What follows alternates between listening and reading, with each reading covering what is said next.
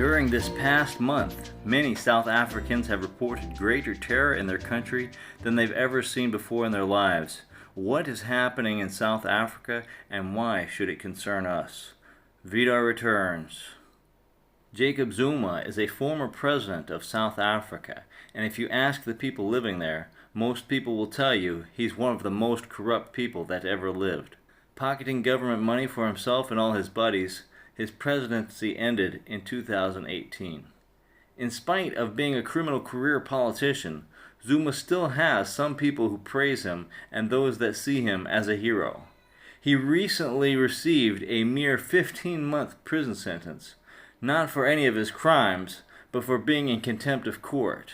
Outrage erupted from some of his supporters, and they expressed that people take their anger to the streets and into the public. But in South Africa, if one group messes with another, then retaliation is likely to ensue.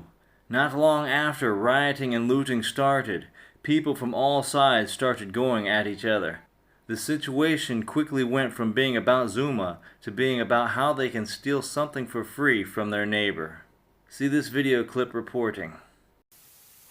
Well, in the beginning, this protest was very much around the former President Jacob Zuma, who had been jailed for 15 months. And there were calls by his supporters for not just ANC people, but his supporters to go out onto the street and voice their protests and their anger. But it quickly escalated where ordinary people, some of whom are not political at all, joined in the protests and they started looting. And so it really has moved from this political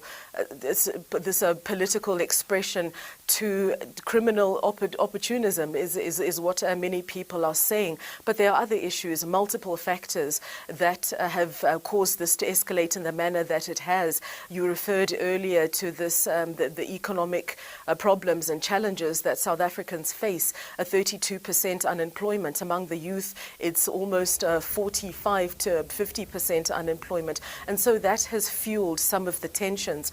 But the government insists that this remains political. They have called it a result of tribal tension. So forget about Zuma now, because these riots have grown far beyond his supporters and reveal far more about the overall conditions in the country.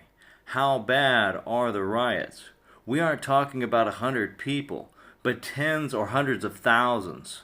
The South African military has sent in 25,000 soldiers to try and combat the looting. At the time of this recording, there are over 300 deaths being attributed to the riots, and 10 times as many wounded. For comparison, less than 30 deaths were associated with the USA BLM protests. In a single month, South Africans have surpassed a year of BLM deaths by more than tenfold. Racial and tribal relations in the country are on the breaking point, but why?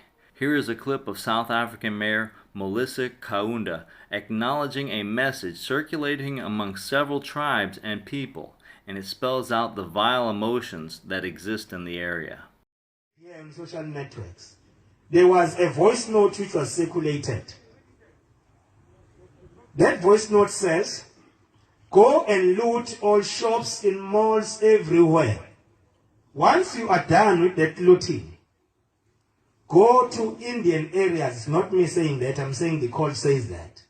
Go to Indian communities, go there and kill Indians and burn their houses.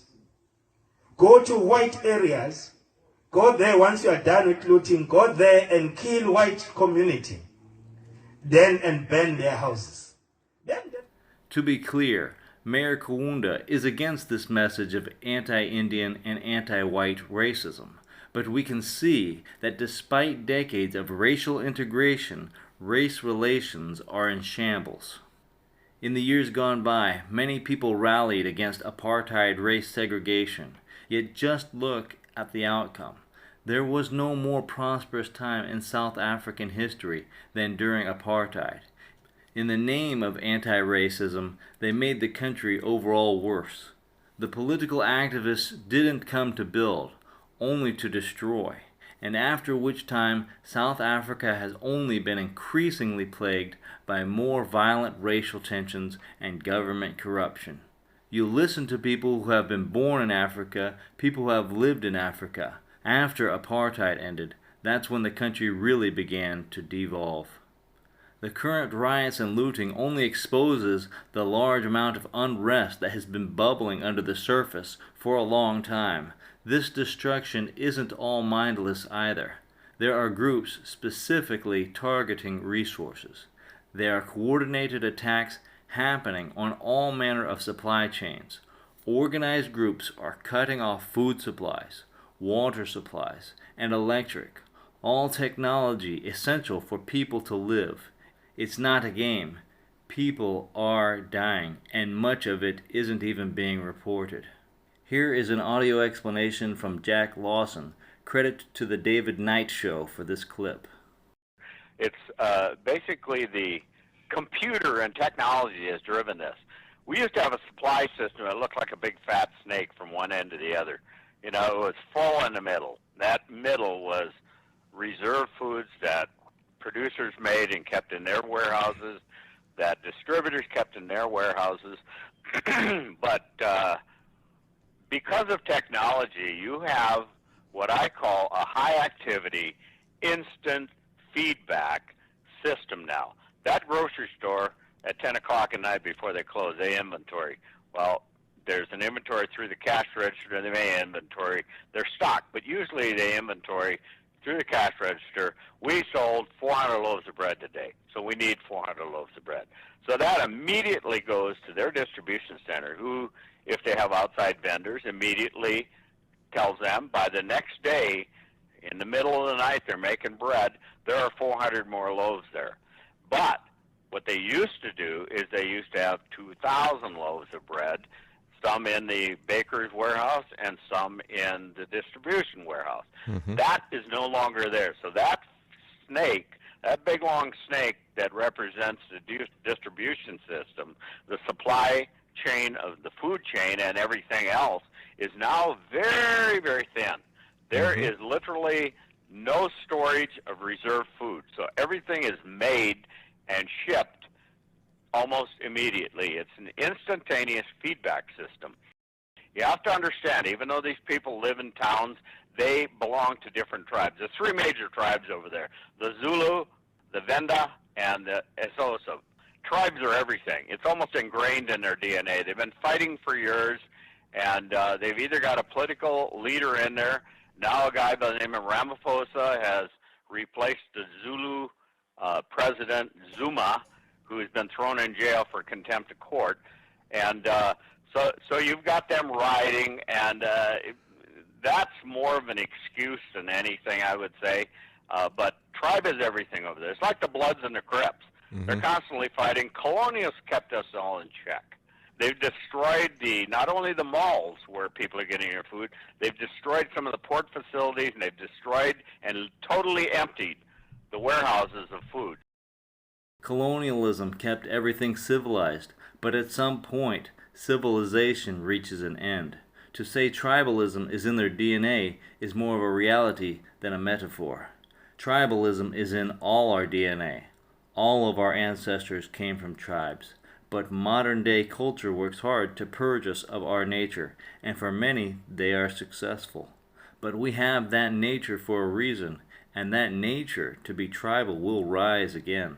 We will need to be tribal in the sense that we need to organize to stand up and defend our people together.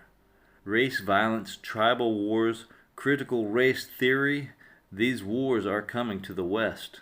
We can see the system faltering already, and in the end it's going to be 1,000 times worse than what we're seeing in Africa today. We haven't seen anything yet. But on the positive side, it's not coming next week, and it's probably not coming next year. But the writing is on the wall. It is coming. And what can we do? For those with the foresight to see it, we have time to prepare, and we're not talking about some television show of stockpiling toilet paper. We mean prepare our minds and bodies, improve our physical health, exercise living without a grocery store. Make steps today toward living a life that is not dependent on advanced technology for essential survival. The government isn't going to help us. In fact, just the opposite. The government will actively be against us. Comfort and pleasure seeking is the path that will lead people to their demise. To survive, we need to be ready for that today, the day when there are no resources. This end must come, and it is inevitable. We are a species of this world, and it would be extreme naivety to think that we could endlessly live in comfort and plushness outside the nature of survival. If today they cut off your electricity, your grocery store, and your water supply, and the government froze your bank account, how much longer could you live? How long before you would submit to any demands they made of you? This is how they will manipulate people to comply or die. Our people will survive by staying connected with nature. We don't have a choice. The current system of advanced technology is a trap building up to slaughter the masses. Through building communities connected to nature, our people are not only destined to survive, but prevail, and our children will own the world of tomorrow. Okay, now if you haven't seen our previous recording titled The Virus Scare, Why People Worldwide Reject the COVID Vaccine, now is the chance to go view that. Link in the description. All VidarReturns content is produced for free and without advertisements. Please help support this channel by signing up for free at ODYSEE.com. ODYSEE.com is the fastest growing online video network. Just follow the invite link below. Also follow now to stay updated with all our content. We're on Steemit, Gab, Minds, and Odyssey networks, and live chat on the Matrix and Session networks. Links for everything in the description. We send out love to all our brothers and sisters. Stay strong and stay blessed. VidarReturns.